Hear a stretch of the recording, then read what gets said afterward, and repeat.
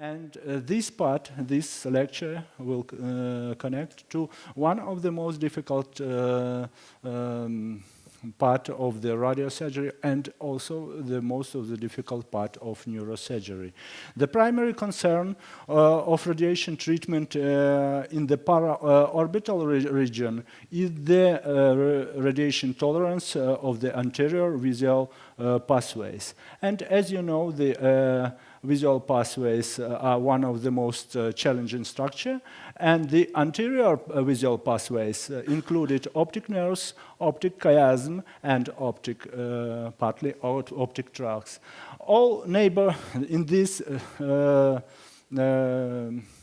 near these structures there are a lot of very complicated structures which can be the origin of pathological processes. Not only the tumors, sometimes it can be inflammatory processes, some kinds of vascular processes. Anterior, this is anterior cerebral artery, and it's they are communicated artery. Posterior pituitary stall gland, hypothalamus, superior ventricle, inferior pituitary gland and cavernous sinus. All these parts can be the origin, as I told, of different tumors. At the distal part of anterior visual pathway, there is at the level of the eye globe, it can be uveal melanoma in adults and retinoblastoma in childhood. Orbital tumors, optic nerve sheath,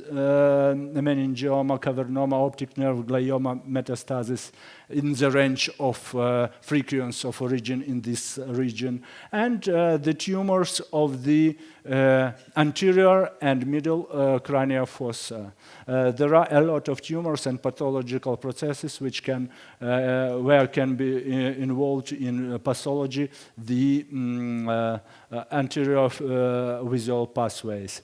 There are clinical symptoms, and one of the most often clinical symptoms are the visual acuity impairment and with damages of vision. Also, it can be some another symptoms like an pituitarism. I want to mention that as our part of session is about skull-based tumors, the lot of these tumors we treat after surgery, and nearly 70% of these patients who had surgery have some kind of neurological deficit. Also, we need to assess the visual field assessment to determine, to localize the lesion which we can treat.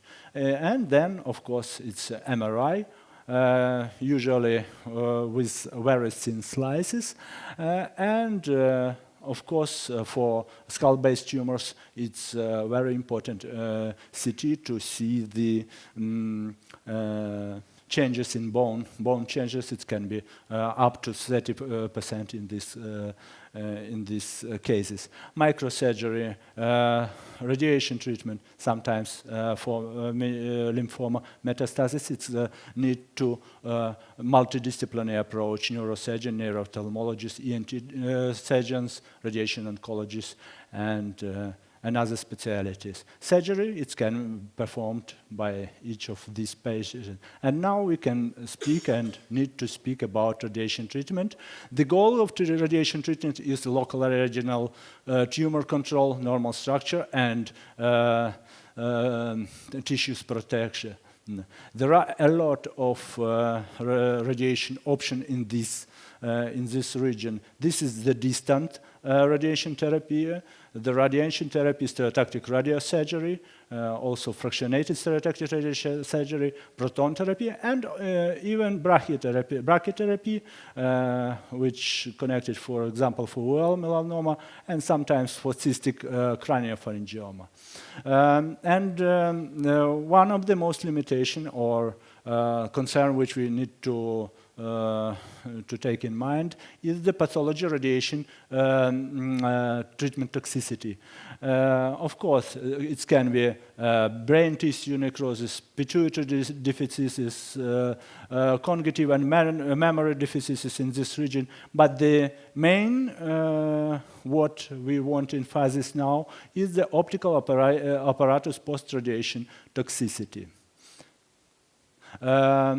There are also all radiation oncologists knew the acute radiation morbidity for this patient. It can be conjunctivitis, it can be dry eye, it can be more worse changes which are in the earlier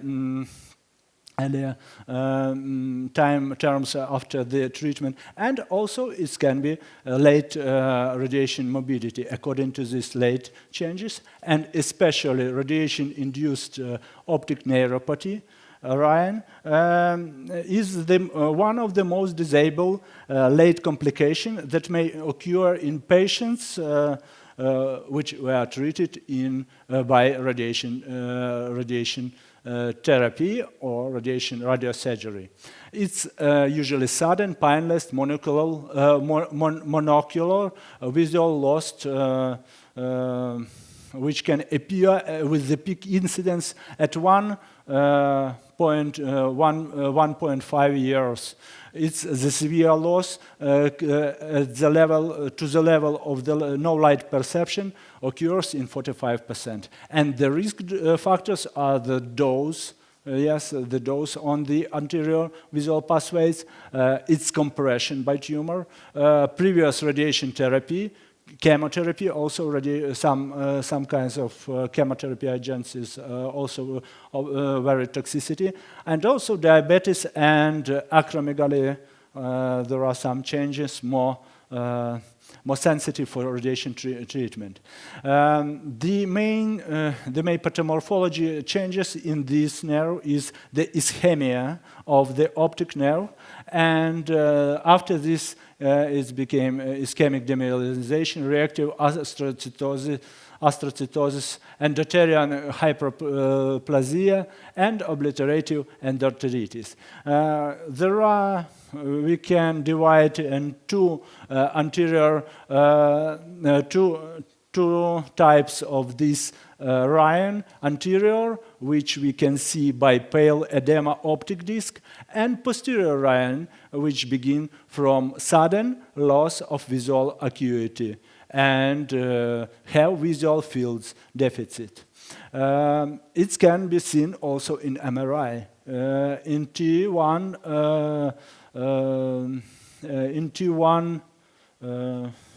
in flare, it can be seen as a bright region. The region of previously was irradiated. There are also some urgent treatment possibilities for this, which include hormones and some anticoagulants and so on. Yes, and to avoid these changes, we need to estimate dose tolerance limits to anterior visual pathway in different schedules of radiation treatment.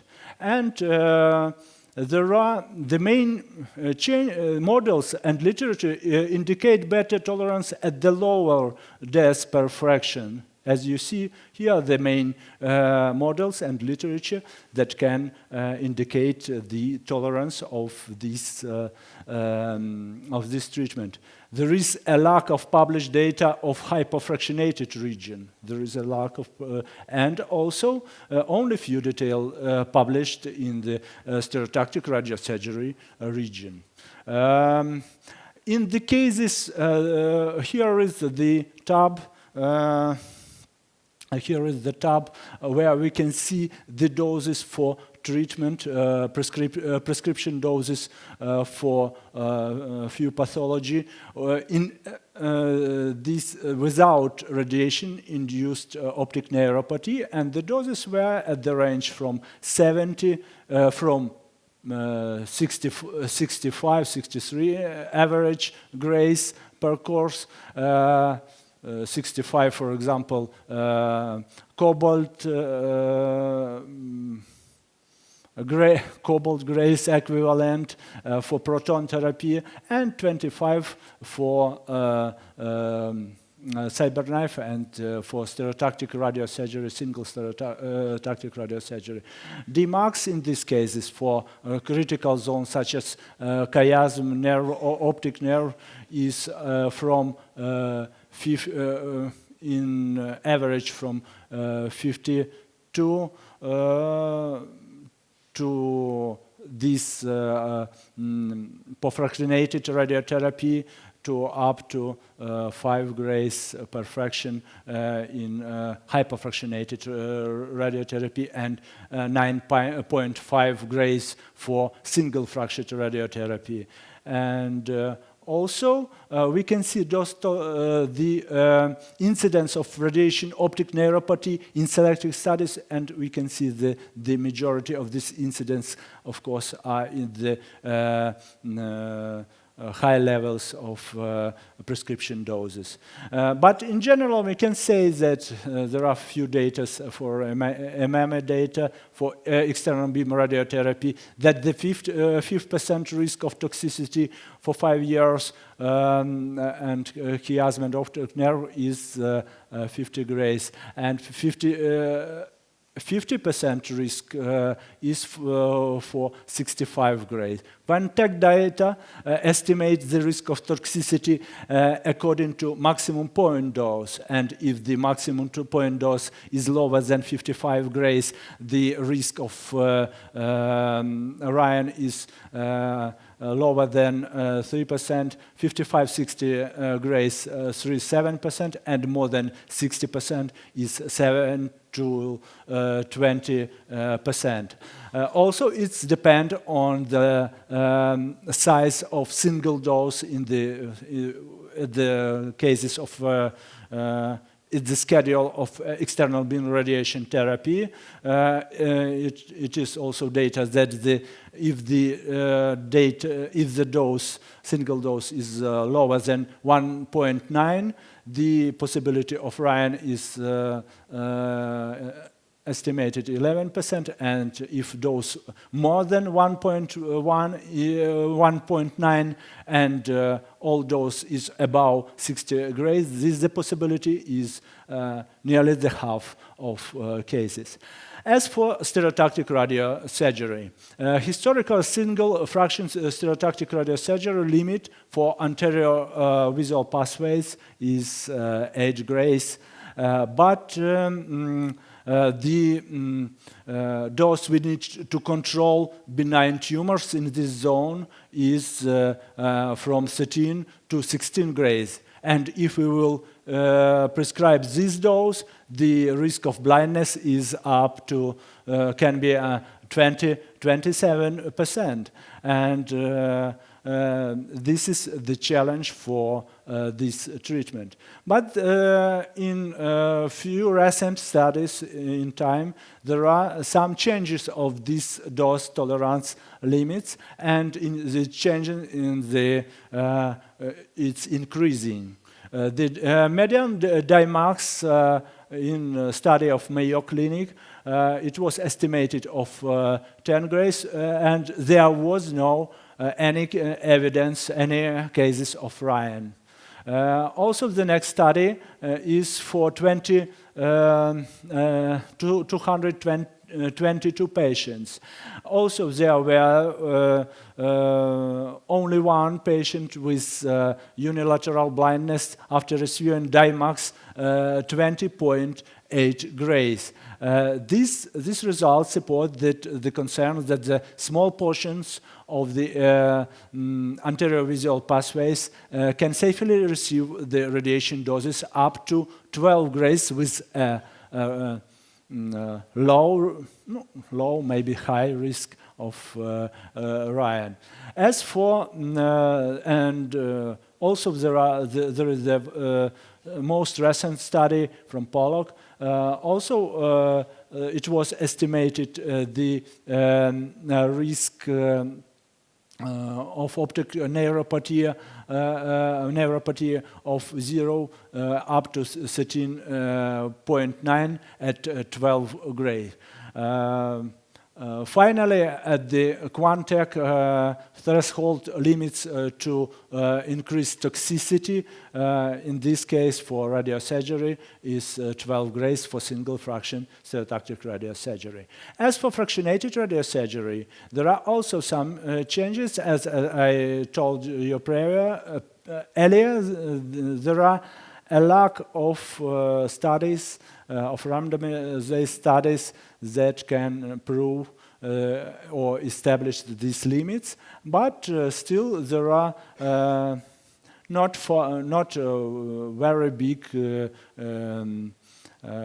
incidence of this pathology, I mean Ryan, if we use the standard hyperfractionated fraction, for example, 5 fractions, 25 grays in 5 fractions, or 21 grays in 3 fractions with dose on optic apparatus, in these cases 16.7 and 14.6 to chiasm. Also, it can be applied for malignant tumors, because all previous data is connected with benign tumors to time to realize this radiation-induced neuropathy. But also this dose fractionated, estimated with no one patient who had optic deficit. Last year, it was very interesting work about the possible dose-response modeling of visual pathway tolerance for single and hypofractionated by Stanford colleagues. Yes, and they estimate, make the model, and they estimate for not only for single, but for all range hypofractionated. They estimate also the low risk limits and high risk limits. And in this case, low risk limits up to 0.3% is 1 fraction. For 1 fraction is 10 grays. For 3 fraction, 15 grays. And for 5 fraction, 21 grays. And for high risk limit, it's comparable of high, because it's, you see, 0.7% is 12 grays for 1 fraction, 19.5 for 3 fractions, and 25 grays for 5 fractions. As in general, we can summarize all this data. We can see that radiation therapy in this zone, it can be the size of fraction is 1.8, 45 for 60 grays depend on pathology, 25-30 fractions. Stereotactic radiosurgery, maybe 12-16 grays. And this is the prescribed dose. And fractions from 18 till fractionated radiosurgery from 18 till 25 grays. But dose tolerance limits for optic pathways with a less than 1% incidence of Ryan for this zone is for 1 fraction 12 gray, 3 fraction 19.5, for 5 fraction 25 grays. And now few cases from our experience in this zone. We have possibility to treat on CyberKnife M6, and we treated 13 patients. We are young, and we just beginning this, but 13 patients with tumor in area of optic pathways. The majority of these tumors were patients with meningioma and few patients with pituitary adenoma, two patients with uveal melanoma. Here in this example is the patient with cranioorbital meningioma after surgery. It was removal. Also, it was titan plate here to modeling the wall of orbit, and the dimax in this case 35 cubic millimeters was 15.6 grays in this zone. The next patient, yes. The next patient is patient from Brazil. Also, she come here to Latvia, but yes, after surgery she had a tuberculum meningioma, and there is the relapse into parts of near in vicinity of optic nerves, and also the prescribed dose was 25 grays, and dimax for optic whole optic apparatus was 22.79 grays. She had treatment 1 year ago. Now she is fine, and we have some conversation with her. This patient with pituitary adenoma, corticotropic pituitary adenoma.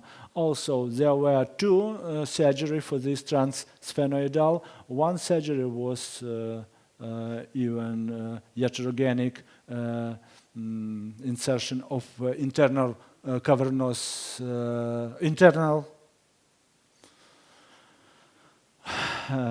carotid artery, and thus we began radiosurgery, and also the dose tolerance was in the levels with which we can treat, and after the half of year, it is decreasing of the level of her hormones.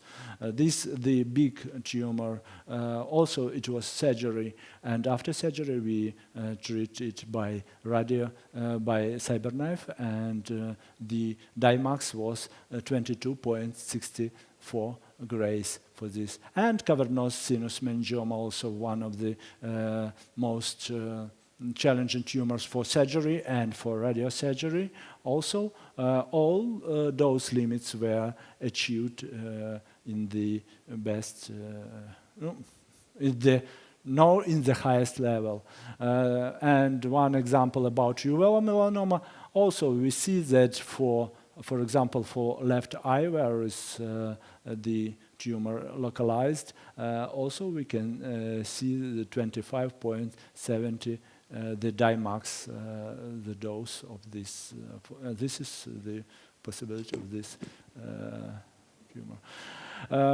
Medial observation 6 months. For this short period, we can't see the Ryan, and we will wait or we will not wait for this, but there were 2 patients who had some forms of tearing, and